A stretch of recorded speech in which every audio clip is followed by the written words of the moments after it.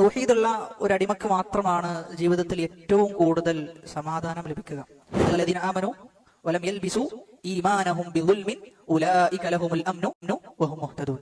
ഈ ആയത്ത് അവതരിപ്പിക്കപ്പെട്ട സന്ദർഭത്തിൽ അല്ലദീന ആമനൂ വിശ്വസിച്ചവരായ ആളുകൾ, അതോടൊപ്പം തന്നെ അവരുടെ ഈമാനിൽ യാതൊരു അക്രമവും കലർന്നിട്ടില്ല എന്ന, അവരുടെ ഈമാനിൽ ഒരു അക്രമവും കലർന്നിട്ടില്ല, അത്തരത്തിലുള്ള ആളുകൾ വലം യൽബിസു ഈമാനഹും ബിദുൽമിൻ, ഒരു അക്രമവും കലർന്നിട്ടില്ല, ഉലൈക ലഹുമുൽ അംനു വഹും മുഹ്തദൂൻ, അവർക്കാണ് നിർഭയത്വമുള്ളത്, അവരാണ് യഥാർത്ഥ ഹിദായത്തിന്റെ ആളുകൾ, അവരാണ് സന്മാർഗം പ്രാപിച്ച ആളുകൾ.